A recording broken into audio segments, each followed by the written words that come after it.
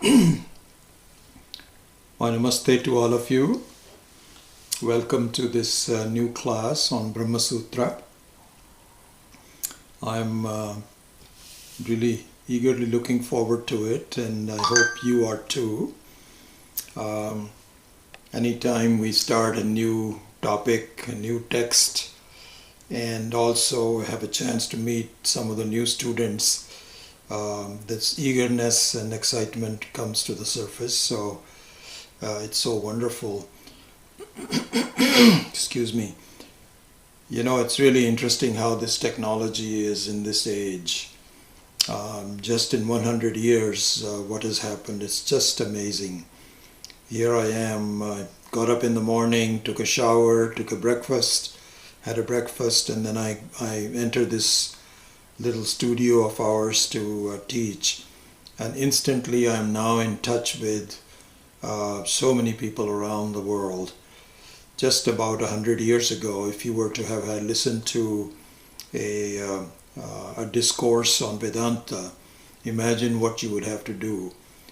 You probably have to go on, bullock carts and so on, up to some guru in somewhere sitting there, and it would have been so different. But on the other hand, what we need to be careful about is that old setup where a person would go to a teacher, a guru, for learning. You leave the rest of the vyavahara, the transactions with the family behind. You ask somebody to take care of the house because you were really interested in this one subject, and you isolated yourself and dedicated yourself for the learning of that.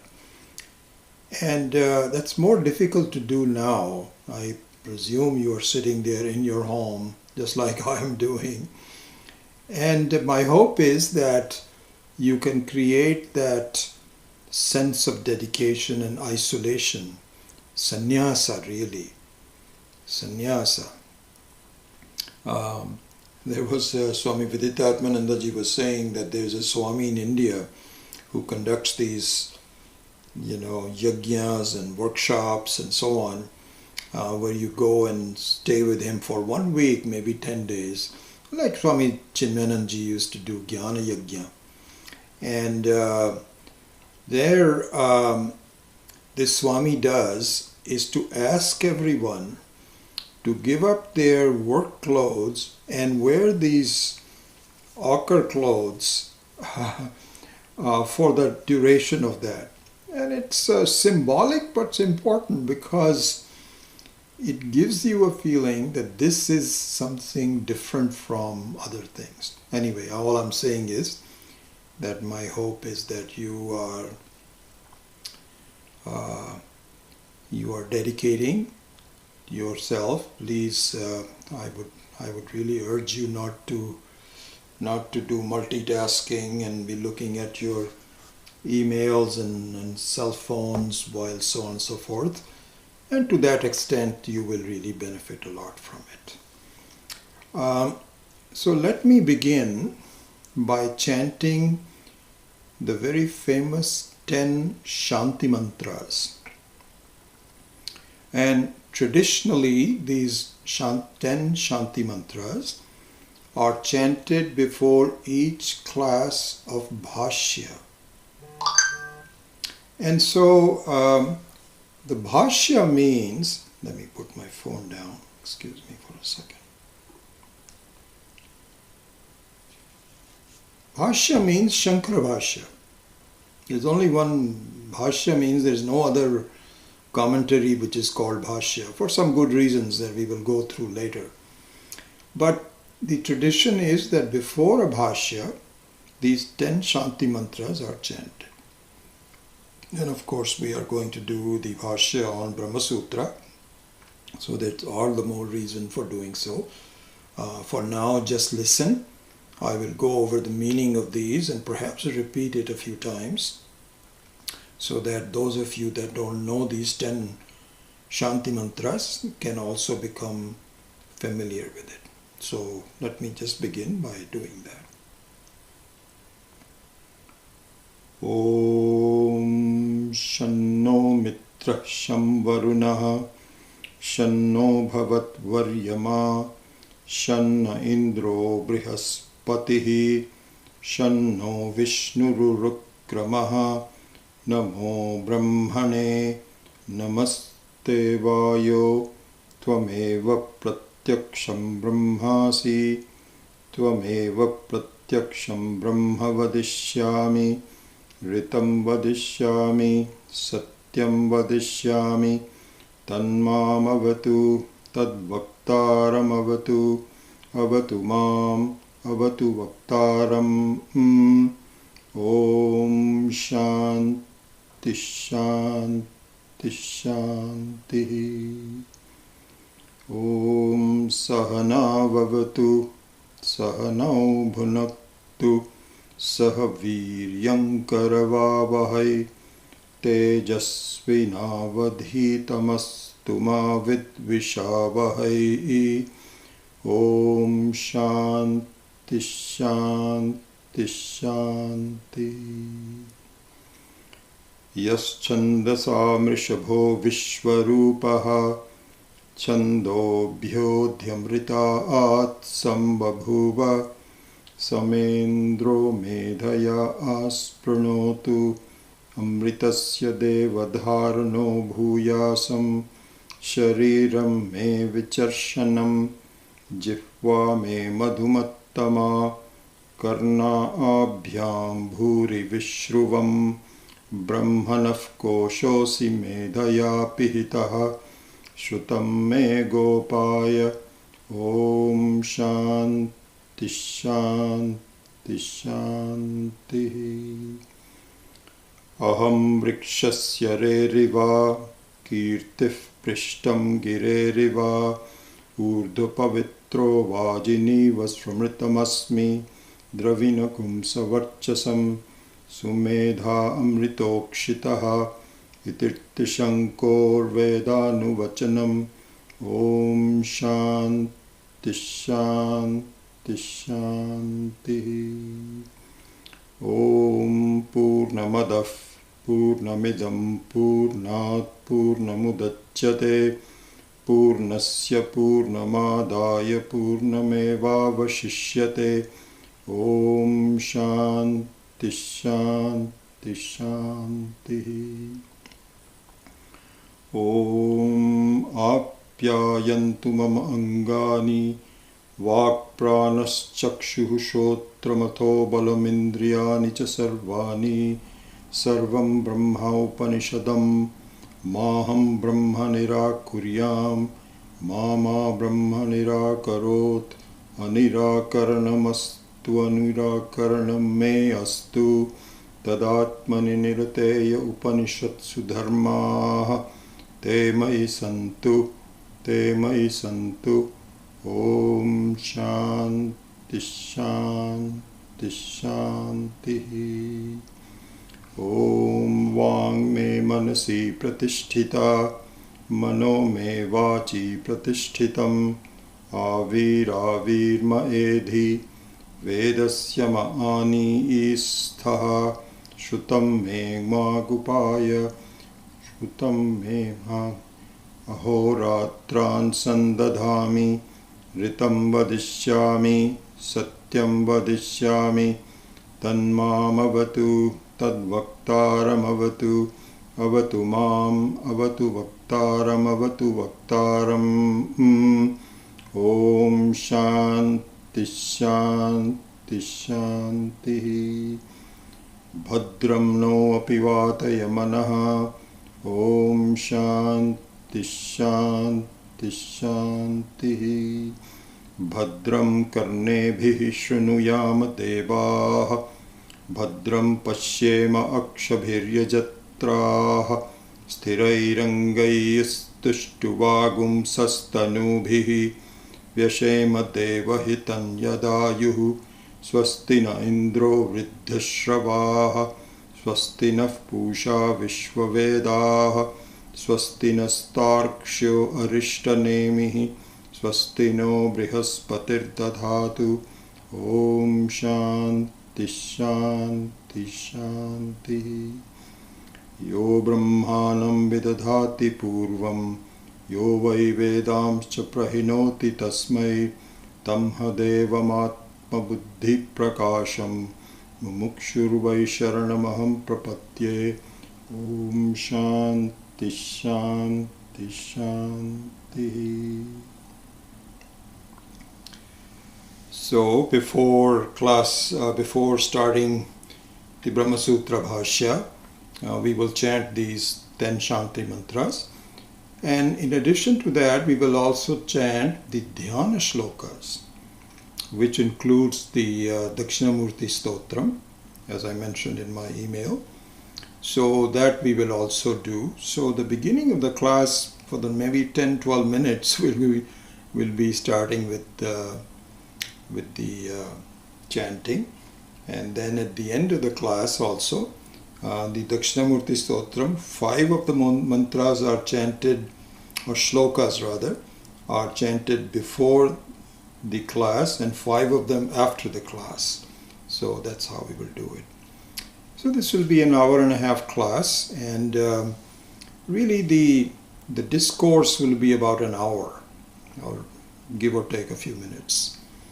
So anyway, I'll go into all of that later, a very brief outline of the course, and then we will get started. So what we will do is, I'm following, by the way, an excellent outline by Swami Paramarthananda of Chennai. As I mentioned to you before, I have been hesitating in teaching Brahma Sutra because traditionally it is taught to people who are been studying with you and have studied all the Upanishads and Bhagavad Gita, the Prasthanatraya, the 2 forms of Prasthanatraya. And this is the 3rd wing of the Prasthanatraya. And this is taught to people who really have been with you and they know Sanskritam and so on. But recently we found out that Swami Paramarthananda had really taught this to a more general set of students, not just the advanced close ones. And I was fascinated by that, and I actually listened to some of his discourses, and I was really struck by how he explained the intricacies of Brahma Sutra to a good student, but not one who has been really studying, and knows Sanskrit and so on. So I was heartened by that, and I decided, okay, I'm going to try doing that. So anyway, this is the outline that I'm generally following based on really a remarkable teacher. I have so much respect for him, Swami Paramarthananda from Chennai, who was also a direct disciple of Swami Dayanandji, the same guru that I have. Of course, I started with Swami Chinmayanandji, but really the detailed teaching of the Shastra was done with Swami Dayananda. We have multiple gurus, like everyone else. Anyway, to look at the outline, so what we will do is, I will give you the importance of the Brahma Sutras in the pantheon of the entire structure of the various texts and so on. All of that will be given a bit later on. We will also go through the meanings of the Shanti mantras and the Dhyana shlokas. And after that, we will start the Adhyasa Bhashya, which is a Bhashya which comes before the Sutra, Brahma Sutra Bhashya. So we will go through the Adhyasa Bhashya, and then we will begin the actual Sutra Bhashya. And I suspect that may not happen for about, 4 or 5, 6 weeks, maybe 4, I hope not that long, maybe 4 or 5 weeks, sometimes in January, we will really start the Sutra Bhashya. So that's kind of like the outline.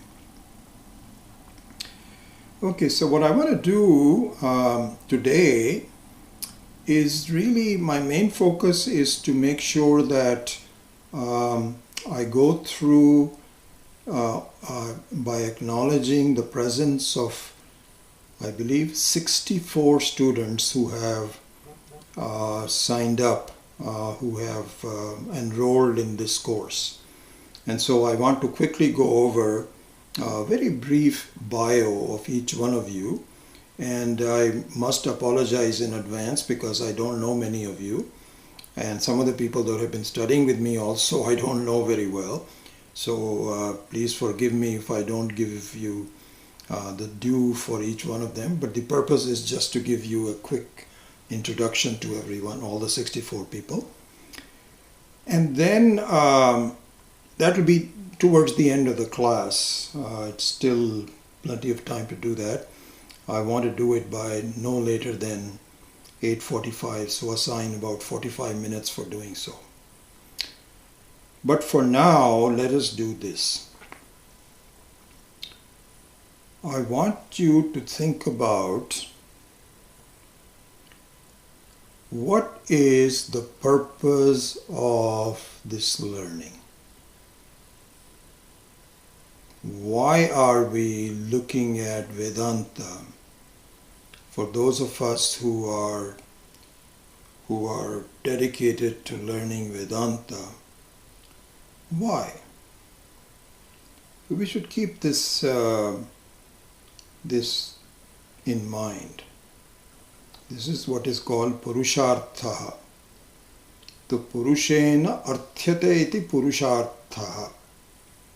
Arthyena means one which is really desired. The basic of our desires is called Artha. Artha has different meanings. Also it's called Artha Kama, and Dharma Moksha. So Artha there means one which is a wealth that I seek. So that has a meaning. But here the meaning is, Purushartha's meaning is one which is desired, really desired by all people ultimately. It's called Purushartha. So what is it that we desire? What is the purpose of this learning? This we need to clarify in our mind again and again, because even if we have some clarity about it, it becomes cloudy as we transact our lives. So we think we are going in the same direction, but we get lost in the process. And so to reiterate that is an important thing. So I would say that the purpose of this learning is to get an undistorted picture about who we really are. And I choose those words carefully. Undistorted means it's not as though you don't have an idea about yourself. You already do, obviously. But is it accurate, complete, and undistorted? Shastra says, no, you don't. And so,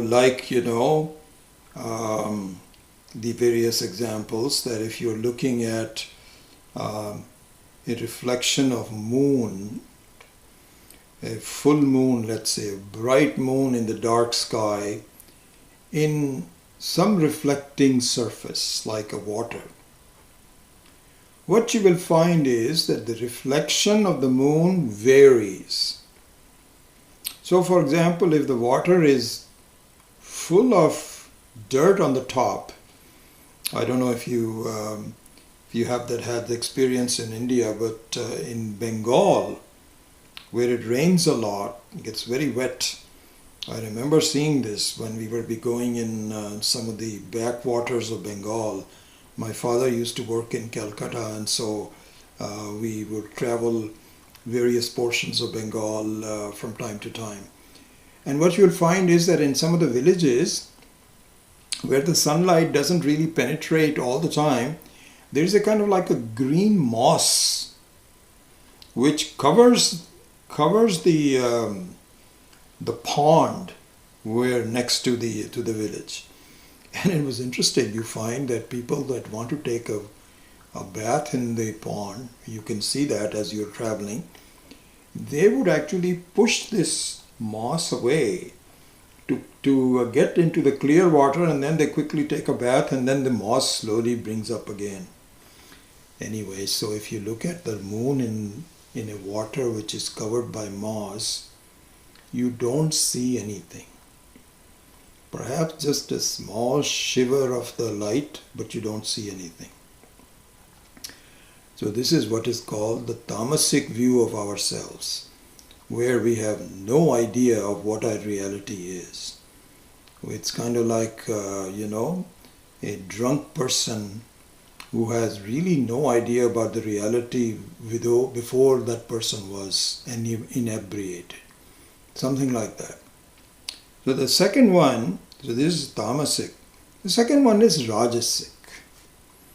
So rajasic means that the water is very turbulent. So instead of a pond, if you look at the reflection in a flowing river, for example, and the river is very turbulent, the moon also looks very cut up. That's exactly what happens in our life also. We get so busy with things, with fulfilling our desires and so on and so forth, that our picture of ourselves is purely based on our emotional state. We don't really get a true picture of who we are. So here also, therefore, it's a distorted picture of ourselves and a distorted picture of the moon, reflection in the water. Then, if the water is not dirty, not moving, is very still, kind of like a mirror, you get an accurate picture of the moon. Much more accurate picture of the moon. I say much more accurate picture of the moon because even there it is not really the moon. It is a reflection of the moon. Here there's a very beautiful example given in our Shastras which says, listen, if you see the reflection of sun in the mirror, what you would find is that the light of the sun is reflected quite well. So well, in fact, that you should not even be looking directly at the reflection of the sun in a mirror. It can damage your eyes. So the reflection of the light in the mirror is very accurate. But the heat of the sun is not reflected. It may be to a slight extent, but not really. Not really. And so any reflection is but a partial reflection. That cannot be over completely altogether. Yet, if you look at a relatively undistorted picture of yourself, you can get a picture of who you really are. And here a thing to be known, as you know, the truth of the Atma that we all are is Satchitananda, Satyam Jnanam Anantam. This is the truth. This is what is called Akhanda Akara Vritti.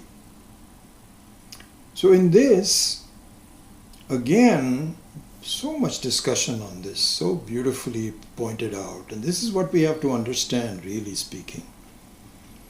That even though it is not three things merged into one. It is simply one thing that has three aspects to it. Satchit Anandaha, Satyam Jnanam Anantam, is only one thing. So like for example the sun. So the sun has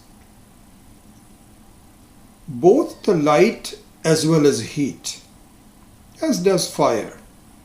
Fire is nothing but a smaller form of the sun. So let's go back to the example of the sun. The sun is a single one by having two separate qualities. You see, that's the thing. It's not as though the heat is a different substance than the light. It is all the same thing, but it has both of them. But its reflection may not reflect the whole thing, as I mentioned before. It can only reflect the light but not the heat. Similarly, Satyam Jnanam Anantam is only a single thing. But imagine this, just grasp this. The three aspects of the Atma, which is Satyam, Jnanam and Anantam, are not reflected evenly in us. It is something very beautiful to know. So what happens is that the Satyam aspect is relatively easier to grasp. That I am is not that difficult to grasp. And we say that not that difficult to grasp, you'll say, well, it's very obvious. Nobody goes to the doctor and says, doctor says, yes, how can I help you today? And you say, I just want to know whether I am. The doctor says, say that one more time. I have 20 minutes or so. I just want to know if I am. The doctor says, you've come to the wrong place. You need to go to a psychiatrist. So no one is doubting that I am. But here's the thing. My estimation of who I am is not undistorted. It is distorted. Why? Because it is tinged with upadhi, with something which constricts it. It is like the space has been constricted by a room, and so it becomes a room space. So there also the Satyam is not really accurate, but still it is easiest to appreciate. More difficult than that is Jnanam.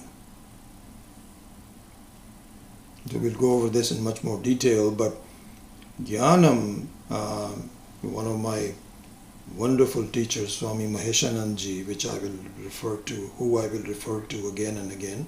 My current students know how much I've gained from the wisdom of following him. I really consider Swami Chinmayananji, Swami Dayananji and Swami Maheshananji to be equally influential in getting to me at whatever my level of understanding is. So Swami Maheshananji basically says that Jnanam is more difficult but not that difficult. How? Because when you say I'm dukkhi, I am unhappy, I am disappointed, some negative emotions, there one can see that I am aware of the dukkha. Because if you were really dukkha, the dukkhi itself cannot be aware of the dukkhism. Actually, we do it, but this is how the issue is to resolve it. So the jnanam also means that you can, in fact, this is a wonderful thing to do, and you already are aware of that. That if you have a problem of any kind of a problem, the best initial remedy is to close your eyes and see that you are the sakshi of the dukkha. You are not the dukkha. And your mind will protest. What are you talking about? You are the sakshi of the dukkha. You are the dukkha. It will say that. But the strength of the wisdom is, no, I am not the dukkha. I am not a dukkhi. I am a sakshi of the dukkha. So Swami Maheshananji says that jnanam is also graspable. Satyam is graspable, as we saw earlier. Jnanam is graspable. The most difficult is anandam, anantam. And really that is our real purushartha. So that segment of the reality I have to reflect. You see, this is exactly like the sattva of a water. That if the satyam of the moon maybe slowly, it's easy to see. The very reality of the moon, which require it to calm down a little bit. But really the actual reflection of the moon can only come when you have the right upadhi. Here the upadhi is sattva upadhi, sattvic upadhi. When you have the sattvic upadhi, then anandam also gets reflected in you. So this is the journey that we are on. This is what we have to do. That ananda is swarupananda. It's not swabhavananda. So the swarupananda is really what I need to know. And I am not convinced of it. I am not convinced. I don't know. You mean I am the very source of the... And here it's interesting. The promise of Vedanta is not trivial. It is not like saying, you are also Ananda. Yeah, you're also Ananda. It is saying the only Ananda of the whole world is you. How are we going to accept that? You tell me. You can only accept it if you are qualified. This is the truth. By just saying this is the truth, this is what you need to know, just those mere words don't do anything. Tattvamasi, this is the answer. You and Ishvara are one and the same. This is the answer. What does it do for you? Nothing. Well, that's interesting to know. Your experience completely belies it. You dismiss it. There's no meaning whatsoever.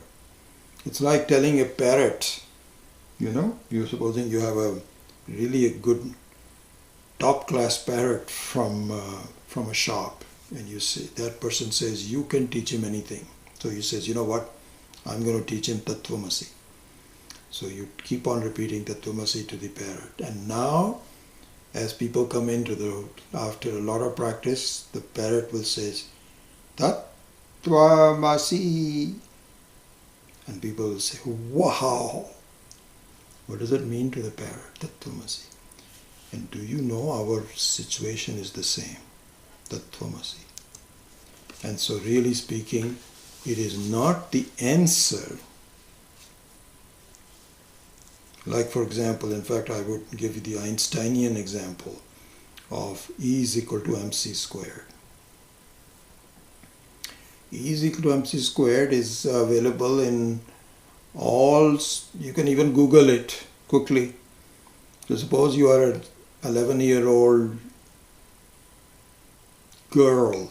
I'm just talking about that because both my granddaughters are girls and I see them how they've grown up. If they are experts in all these kinds of things, but a few years back if they would Google it and say E is equal to mc squared, that energy and mass are interchangeable. These are words that don't mean anything to them. And do you know what? Not only it doesn't mean to them, it will not mean to any high schooler, it will not mean to most undergraduates. It's only in the graduate school you will get an understanding of, wow, I cannot believe that nothing gets destroyed in the world. It gets converted between energy and mass. Then you understand, wow. So similarly here also, and I will close this section and then go into the to the names of the students. So let me just finish this introduction by saying, your approach in studying Brahma Sutra depends entirely on you and your qualifications. Whether you are an 11-year-old student or in high school or in what is your level of understanding depends purely on you. So this is the peculiarity of Vidya. So Vidya remaining the same requires adhikaritvam, qualifications. E is equal to mc squared remaining the same can either appear as purely academic or something more beautiful than that. And here we are not talking about E is equal to mc squared. We're talking about the answer that your Swarupa and Ishvara's Swarupa is one and the same. So you can actually grade yourself. I'm not here to test you or grade you or anything like that. I'm just telling you about the way this should be done. And so you can grade yourself as you study any Vedantic text, including the one that we are about to do, and see what kind of a response the teaching does to you. So to kind of dramatize it, I will do it in 3 different ways. One is that the teaching doesn't do anything for you. And in fact you will drop off. I don't think that's going to happen. If it happens, it happens.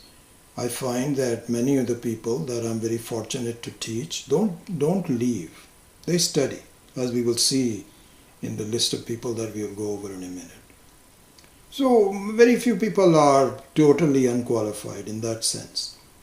What does happen is that you fall under the other 2 categories. What are the other 2 categories? The second category is that your response will be very interesting. Wow, this is good. I very revealing, worth pursuing. Interesting. Makes a lot of sense. This is the second class. The third class, if you are totally qualified, is that as the teaching takes place, your reaction is, oh my God, good heavens, I can't believe it. Your eyes will close. I mean, I'm not praising myself or anything, but I must say that this is what Swami Chinmayananji did to me. When I first met him, he changed my entire life by revealing who I was, and my reaction was exactly that. This is in June of 1973, in 7th chapter of the Bhagavad Gita with Swami Chinmayananji, and I came back and said, I cannot believe it. I was speechless, mindless, just sat there.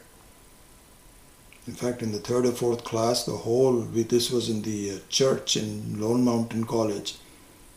I was not even aware of the fact that the whole hall had emptied. Even Swamiji had left. This is when you are, and then I must say, now that I'm just sort of praising myself that how qualified I am, not really. Because you get the lightning strike. So if I'm already over my time, I hope I have enough time to devote to talking about you. But let me just finish one thing that Swami Maheshananji had presented so beautifully. He says that this revelation, Tattvamasi, is like lightning, as it was for me. If you are somewhat close to being qualified, it is like a flash of lightning which gives light immediately. But like the flash of lightning, it goes away. Isn't it? Because in the darkness of the night, you suddenly see everything very quick, very, very clearly. Yeah, there are some homes, there's some forest, and there's a road, and there's cars, all of that. In the next moment, it's all dark. And that happened to me too. That flash of lightning and so on and so forth, what had happened? Swami Maheshananji says so beautifully. He says what has to happen is that the energy of the lightning, it is literally not the energy of the lightning, but the electricity of the lightning has to be converted into domestic electricity which is useful for lighting like these. These two lamps that are lighting my face, these are LED lamps. Beautiful. And they are kind of like charged by the electricity. So this steady light is really what we need. And the whole life, for me personally, has been to convert the lightning into something which is more useful and transactable. It becomes a part and parcel of your life. It's not like this, I'm Atma and so on and so forth, and then you're having domestic problems and you're emotionally, and it's no light. So what we need to do is to tap the wisdom of this enormous vidya, and we only tap it by increasing our adhikaritva, by studying, by discussing, by removing our doubts. I remember the final words, I think my students all know this, the final words from Swami Dayanandji when we graduated from Piercy. He left us with all that. He said, so we all had this with this question on our minds. We were feeling very good about the study of Vedanta for the last 2.5 years under Swami Dayanandji, and we all felt great now. So we used to, either we explicitly asked him or we had this question in our mind, what's next? Now what do we do? And we actually did ask him from time to time. And his answer was, at that time, not as clear as it is to me now, which is you have to remove your doubts. You have to remove your doubts. So this is Mananam, and this particular text is extremely helpful in doing Mananam. This Shankara Bhashya of the Brahma Sutra, there is no better time to do Mananam. And so with that, we look forward to it. And I will now very briefly discuss in the next 30 to 40 minutes, not discuss, but just present. So just to give you an idea, traditionally in our classes, we don't share the emails to everyone. As you know, I also sent you BCCs, not CCs. And that's with a purpose in mind, because just for your own privacy and also to keep the volume of traffic down. A lot of people would just give a reply to send it to all the 64 people, and I don't know if you want that to happen. And so I'm very happy to discuss who the students are, and I will quickly go through the names for a minute. But then if you want to contact anyone, please let me know and I'll give you the emails. But for now, this is all that we will do. So with that, it is my pleasure to go through, I think there's a couple of people that registered very late, one this morning just before I was coming, so I may not have all the information about them. But I spent a couple of minutes in describing as I best know them, and so this is what it is. So there are 64 people in the class so far, and I will describe them alphabetically with their last names, and starting not A to Z but from Z to A, just for change. So the first person I will talk about is Irene Wong Bushby. And I may mispronounce some of the names, forgive me, but this is just one. So Irene actually lives close to the Sailorsburg ashram, and started, of course, with Swami Dayanandji in studying there. A few years back, she was in the Bay Area attending to her very ill mother, who has since passed away. So while she was here, and there was a great act of sacrifice on her part, that she came all the way to be with her mom. While she was here, she attended the Vedanta classes with me in Milpitas.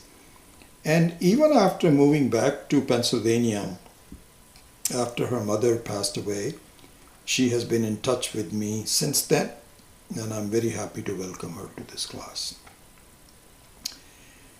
Next is Varun Vij.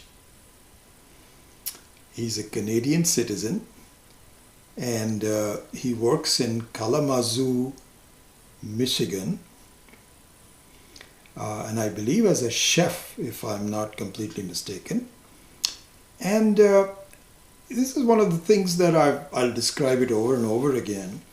Somehow you stumble onto this teaching with me, and I'm very happy that you get stuck.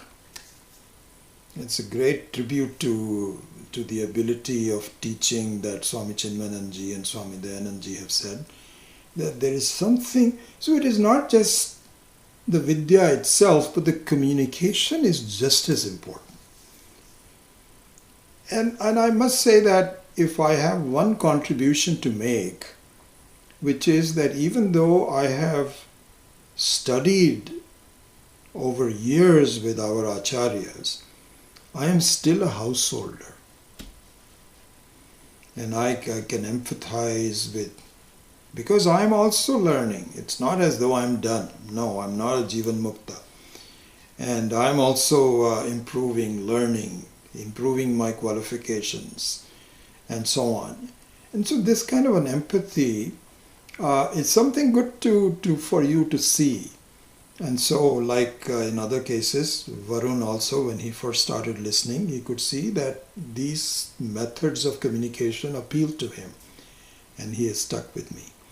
And so he tries to be online most of the time, but due to work, sometimes he has to look at, which is good that we have started doing these YouTube. So Varun Vij. Next one is Raj Velpuri. He is a relatively recent student. He lives in the Fremont area, in the Bay Area, and found out about our Vedanta classes about 5 to 6 years back. I'm sorry. I'm sorry. He's semi-retired. I'm looking to the next one. Raj is semi-retired and lives in San Ramon. His family has been associated with Chinmaya Mission, also in India, in Vizag, and he has also been in touch with Swami Dayananda. Raj is a current student of ours in the Purusha Suktam class. He also recently attended the 9-week course on Kathopanishad Bhashya by Swami Tattvavidananda ji, along with 5 or 6 or 7 other people. So he seems to be very dedicated. I'm very happy to have him as part of that. Next one is Sudha Tomar. And like Varun, she also, like this is going to happen again and again, she just somehow found out about the classes. And I'm very happy she has become such a regular student. Never misses a class. And as a Hindi-speaking person, she has taken a lot of my recommendations about Swami Maheshananji's books. She studies them a lot and lives with her family in the East Bay. I'm very happy to have Sudha as a student. Arvind Taylor. So Arvind is a long-time student of Swadhyaya School of Learning. And I don't know much about it, but there are several of our students who belong to the Swadhyaya group. And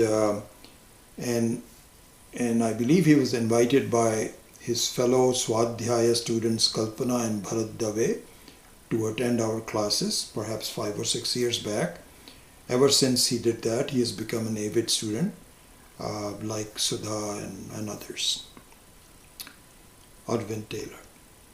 Next one is Kirsten Strian. A remarkable story. Kirsten and her family live in a small town in Italy and are expert farmers. So they are very involved with some, not just normal but farming, but some special kinds of crops. As such, they have been doing some pioneering work with crop development in Gambia. And in fact, that is where she is today, I believe. She says, I'm going to miss the first few classes because I may not get the internet from Gambia. She came through us through, like so many other students, with Ramanand Patel ji. And I'm so indebted to him really for introducing me to many of the Western students. And many of them have started with me on the Gita chapter 7 and then gone over to the Drikdishya Viveka, which is going on, which is the next class in an hour or so, and have really stuck with me. But I think that what I find in some of these students who have been introduced, they really are ready for Vedanta. And I think I find Kirsten to be one of them, just from her correspondence with me and type of questions that she asked and her thinking and so on. I am very impressed by her qualifications. So Kirsten Strian. Raji Sridhar.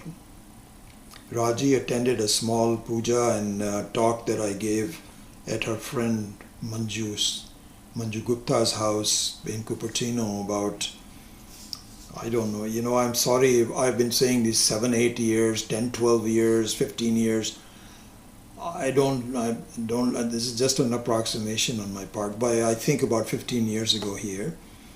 And again, she has been a very regular student since then. She's a software engineer and has grown up children, and she and her family live in San Jose in California. Kumud Singhal. Kumud is a remarkable story, really. She and her husband Kishore Singhal were both working in Bell Labs. I think they were both in Bell Labs. And living in Allentown near the Sailorsburg for a long time, where they raised two of her daughters there. And moved to the Bay Area about 20 years back. Pardon me. Excuse me. And ever since then, she has become a very committed student. She is a Sanskrit teacher. She teaches Purna Vidyas. She used to, she does not now anymore, but she used to, just like Bala Vihar in Chinmaya Mission. She had a number of classes in her own house. And one remarkable thing about Kumud and her family, just get this. Kumud has a PhD. Her husband Kishore has a PhD. Her two daughters are PhDs, and the two daughters' spouses are also PhDs. All six of the family. You can imagine when the grandchildren are there. There are quite a few of them. When they grow up, you can imagine what they will be. I can take a bet. They will all become PhDs.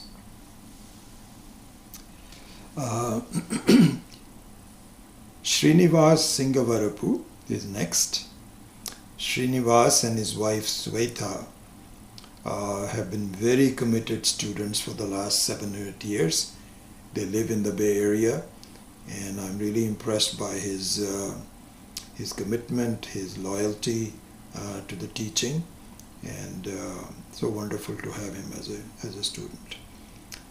Next is Hanuma Kumar Singamsetti. I'm sorry if I mispronounce it. Hanuma attended classes for several years with me before moving to the East Bay, and now he responded to the circular on this Brahma Sutra class, and he's come back, and I'm very happy that he has rejoined these classes. Welcome, Hanuma. Kamala Shankar has recently joined our classes and appears to be very enthusiastic, and I look forward to learning more about her. Neelam Sethi. Neelam has known me for several years, but for the last couple of years has started to attend classes very regularly. I'm very happy to have her. Sesha Seshadri. Sesha has studied many Upanishads with us over the years. I think he's been with us for the last 10 to 12 years. And very devout follower of Vedic religion and also chanting. He recently sent me a schedule of his daily chanting. Very impressive. And so wonderful to have him back here again as a student. Vikram Sadagopan. Vikram has been a regular student in our advanced classes. In the Mandukya Karika that we just finished, he was always there. And I find Vikram to be a mature, understanding person. His qualifications are quite advanced, so very happy to have Vikram in this class. Sanjeev Sabharwal.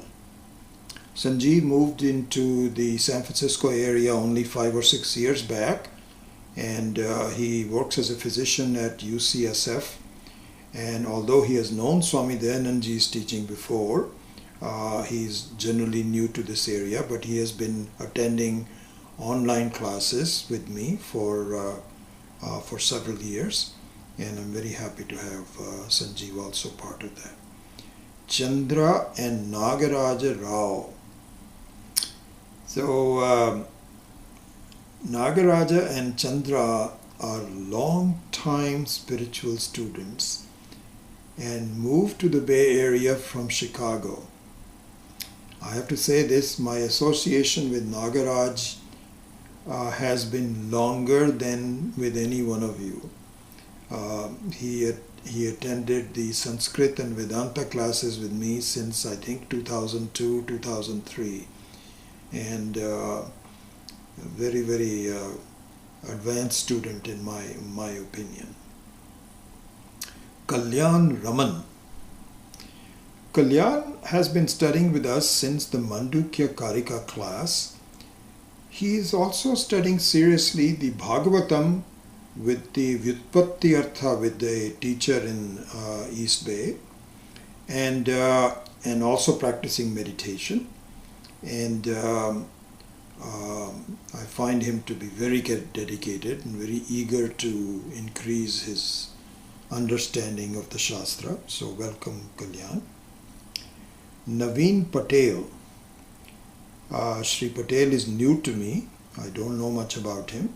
He lives in London and has 20 plus years of experience studying the Bhagavad Gita, Shri Bhagavatam and other Vedic texts. He also has a website devoted to these spiritual subjects. Welcome, Naveen.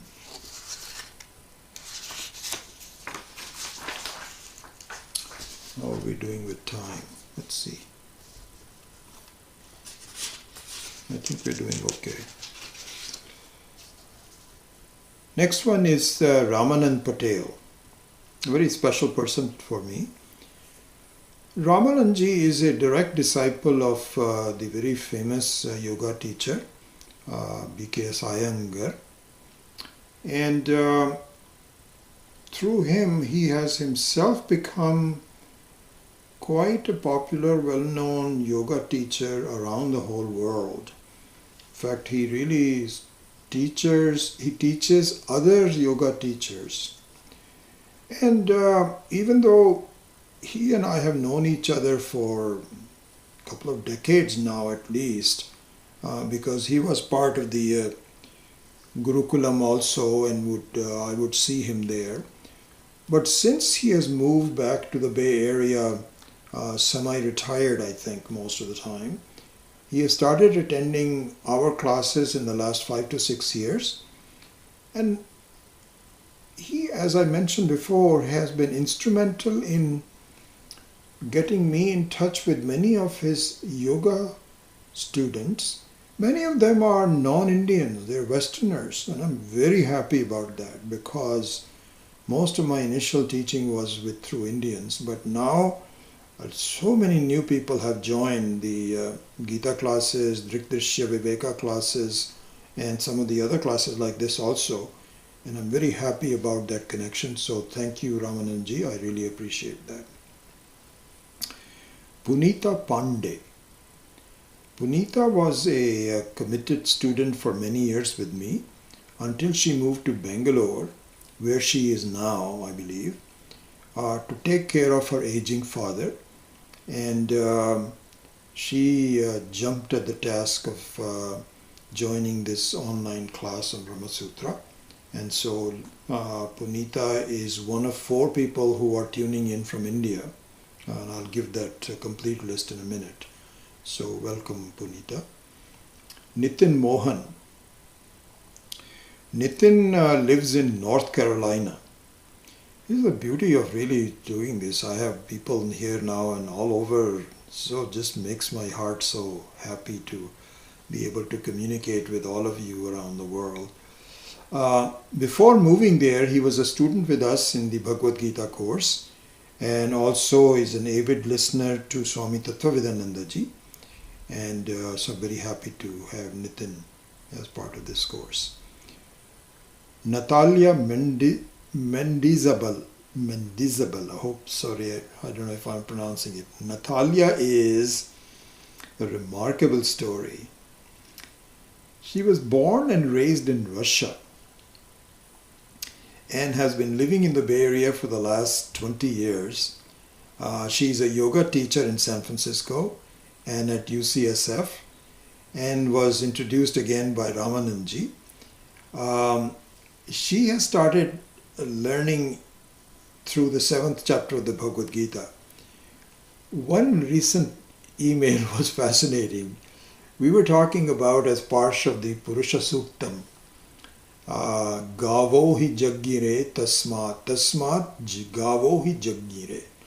A very important shloka in the Purusha Suktam.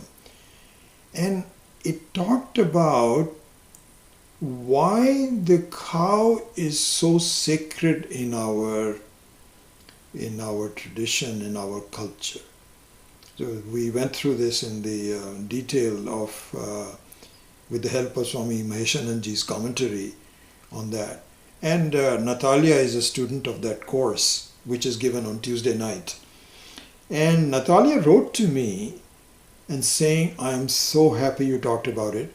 When she was growing up in Russia, she says that she and her family took care of, I think, either one cow or multiple cows. And she says the joy and the beauty of doing that really has always struck with me.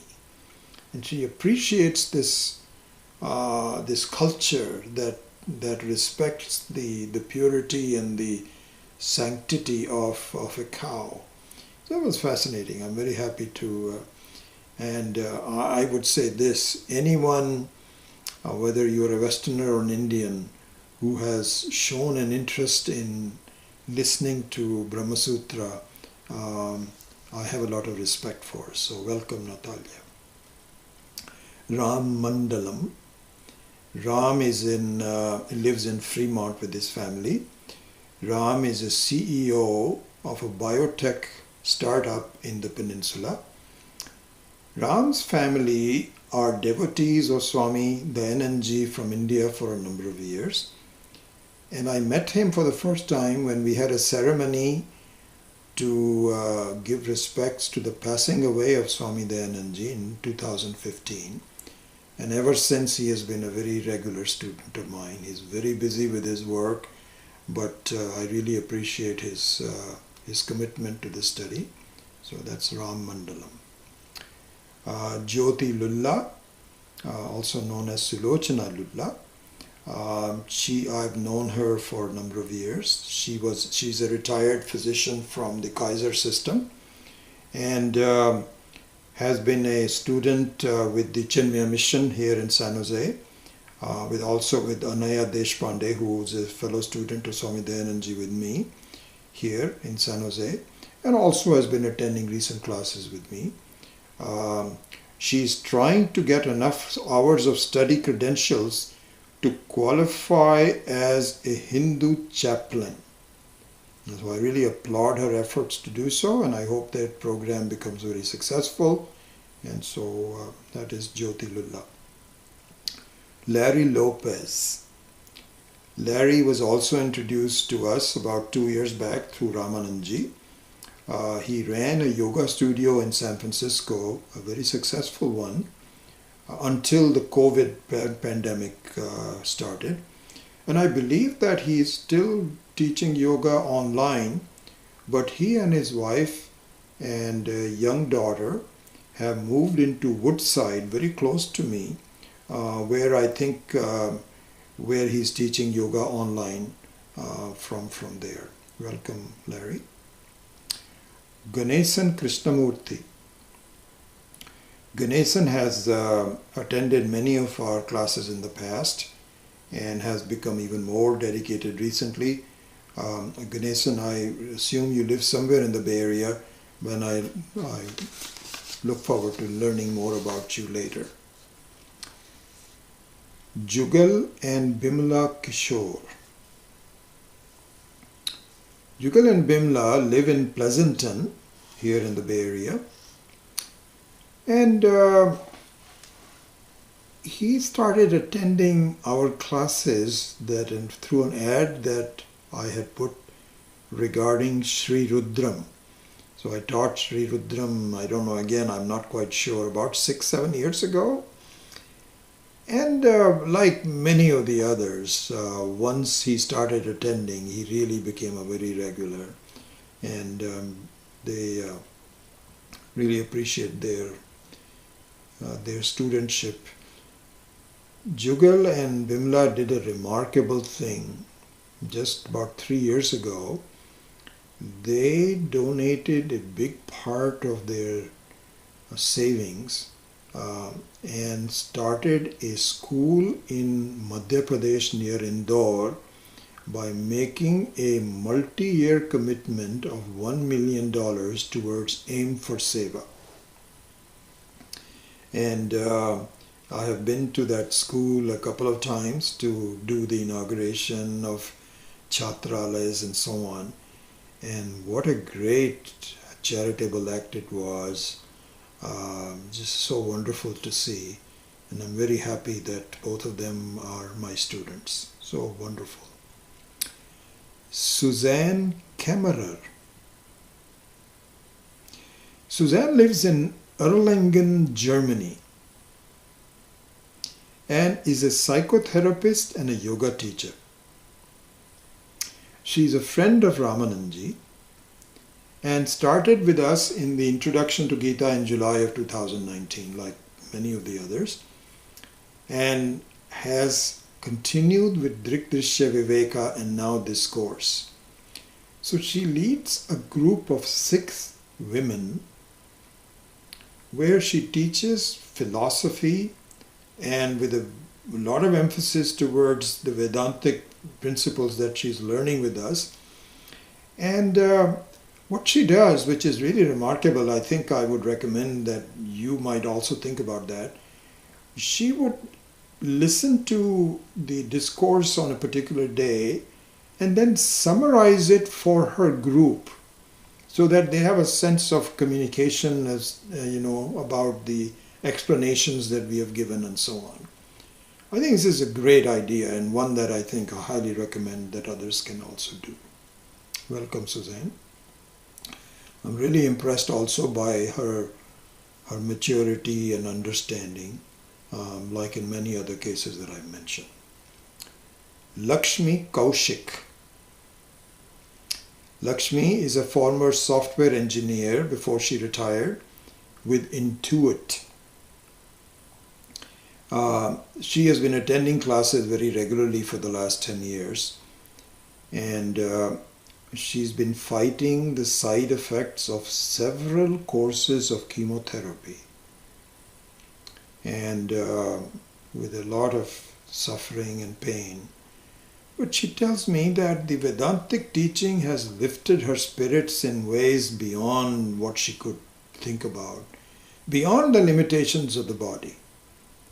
And I'm very, very happy that the essence of the teaching, which is that we may be connected with the body, but we are really a separate entity. And whether we understand this fully in this life or next life, it doesn't matter, because that is the truth. And this has really helped her to maintain a sense of quality about her life and about, this is one of the things. What happens in our bodies is really depends on our prarabdha karma. And a lot of that has to do with Ishvara Sankalpa. We have very little control over that. The mind, however, is something we can really do something about. And even though we have physical ailments, but whether we are upset by them, overly upset by them, slightly upset by them, or not upset at all, depends purely on our attitude. And Vedanta helps us tremendously in doing so. Lakshmi Kaushik. Vishwanath Kara.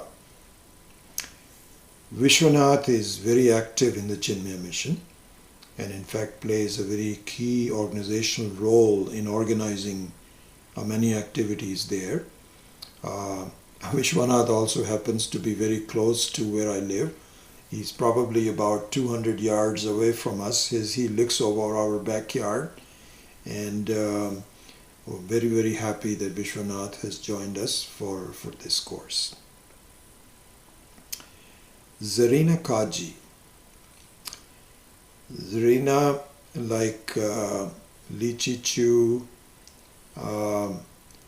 is special to me because she came through an ad that I had run in the local paper back in, 17 years back, and she's one of the oldest students, not oldest in age, but oldest in the tenure with me. She has become a very devoted student, and I can see how she has grown remarkably. She has a very large family with lots of grandkids and is totally devoted to them. Her husband really wants to travel a lot, and even though she feels that she may not want to travel, but I have encouraged her to, just because she has taken a commitment of marriage, just like I have.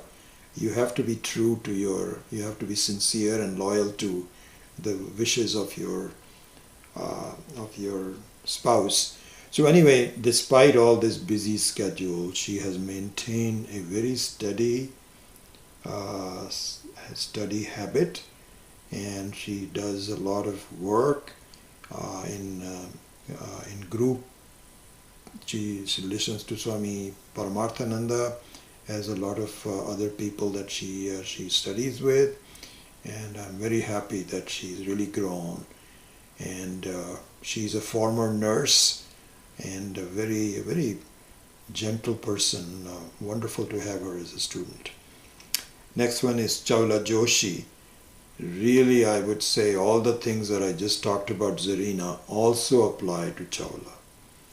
Chawla actually was introduced by Zarina to our classes, and again she has really discovered the beauty of the teaching and has become extremely active in pursuing this. In fact, she and Zarina both were met with Swami Paramarthananda to talk about Brahma Sutra classes, and they came back and said, yes, it can be done. And so they got me some of the talks by Swami Paramarthananda, and once I listened to them and I said, yes, this is a possibility, we can do this. So I'm very indebted to Chawla, a very active student and very mature student, I would say. Ila Joshi. If my memory serves me right, Ila used to be in an African country, perhaps Kenya. She has told me that, but I'm getting old. I don't memorize all these things very well. She has become a very devoted student in the last 10 years, hardly ever misses a class. And she belongs to about a dozen students who attend all of my classes and thereby give me a really special challenge. A special challenge because, I have only a small set of examples and jokes, and I want to spread it around. But if she attends all the classes, I cannot repeat it. Not she, but a lot of other people as well. No, I'm just saying it as a jest, but when someone attends all the classes, they're getting something out of it. So Ila is one of those. Shrida Joyce. Shrida grew up in Seattle, Washington, where his family were ardent supporters of a Hindu temple locally. And they also knew Swami Dayanandji. And when Shrida moved here from Seattle, he now lives in Saratoga with his young family, about a dozen years back. He started attending both the Vedanta and Sanskrit classes with me. But until his kids were born, he would come to my home once a week and we would go over the Shankara Bhashya on the Gita and I think a few Upanishads. So I'm very happy that we are now tackling the Bhashya on Brahma Sutra with him. Shrida is also one of the main principals, supporters of the the temple in San Jose, and we maintain a very close relationship with there. And so very happy to have Sridhar join this course. Satish Jalota. Satish is a retired scientist now living in Modesto.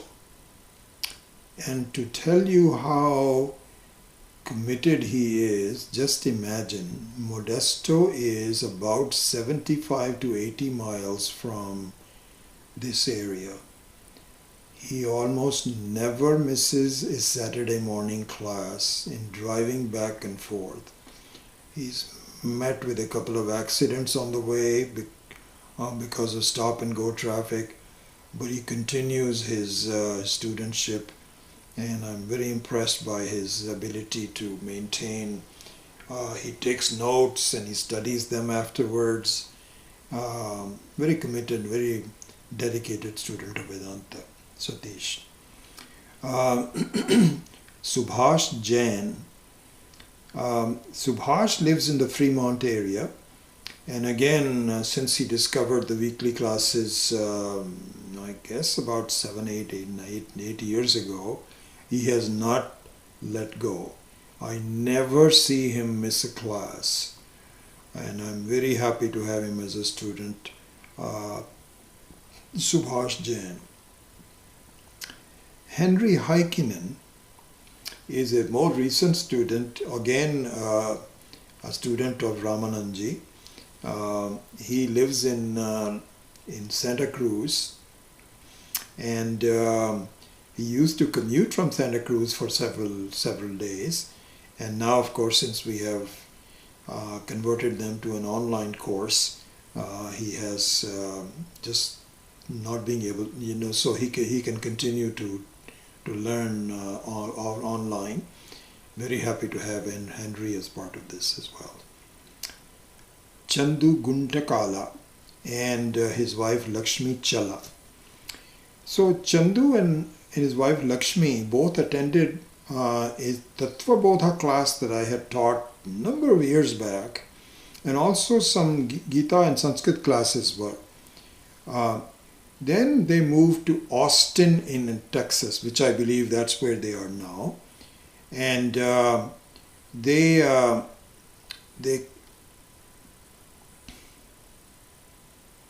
so they live in Austin, attend the Chinmaya Mission classes there. Their kids attend Bal Vihar there. And so I'm very happy that Chandu and Lakshmi have joined this course from Austin, Texas. Andrea Graziosi. Andrea is a single mother of 2 teenage daughters, lives in Pleasanton, close to Ramananji. I believe that she still teaches yoga. More recently, she told me that she is embarking on an online computer science coursework for perhaps working in that field. I would really doubt whether that would interfere with her dedication to studying Vedanta. I really feel that she has grasped the fundamentals of Vedanta very well from her questions and comments and so on. An impressive student.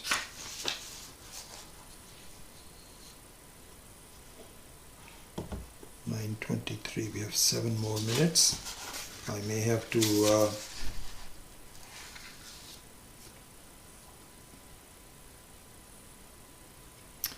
you know what I might do? I will 1, 2, 3, 4, 5, 6. I think I'll do the rest of them in the next class so that we don't overburden you with this. And I do want to really talk about the rest of the people as well. I want to leave a few minutes for any brief questions that you may have. Obviously, the questions and answers are more difficult in a YouTube setting. So I'll go over all of that later on. So let me just stop now and just do a small prayer, and then I will see if you had any questions that I can answer. Om Asato Ma Satgamaya Tamaso Ma Jyotirgamaya Mrityorma Amritam Gamaya. Om Purnamadav Purnamidam Purnat Purnamudachyate Purnasya Purnamadaya Purnamevavashishyate. Om Shanti Shanti Shanti. Harihi Om Shri Guru Pyo Namaha. Harihi Om. Alright, let me fire up the YouTube window.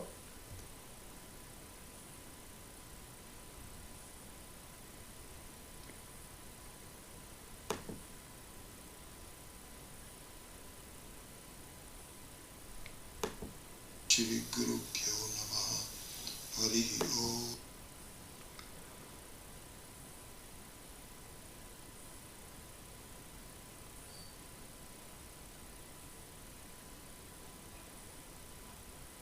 Chris, I saw your comments. Wonderful. Good. Happy that you joined.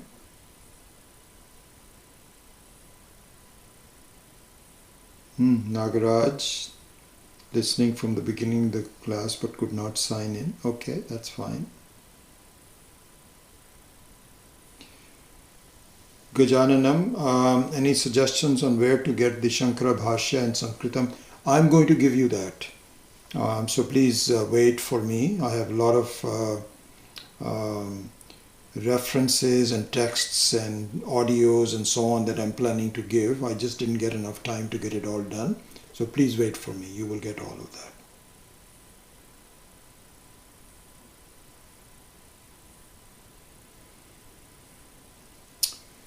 Good.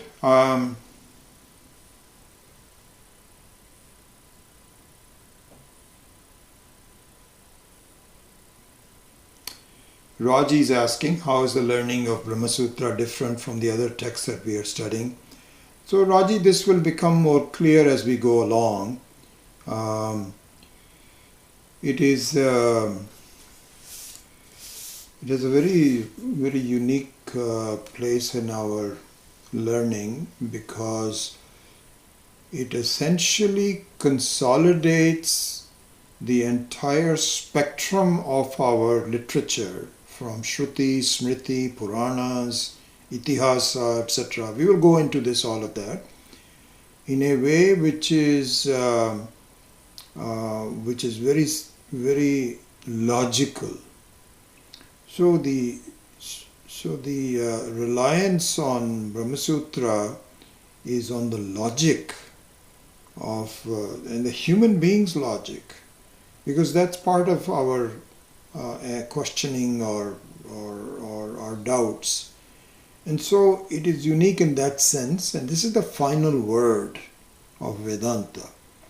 Anyway, so I'll go into all of that, so I'm not sure that I can give you a comprehensive answer to that from there. Very good.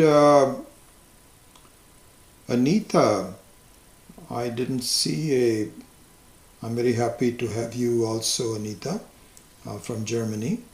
I'll make sure that I have you as one of the students.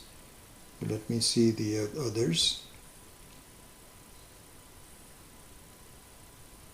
Yes, Madhu, I will email all the shlokas to you. That's part of what I have to do.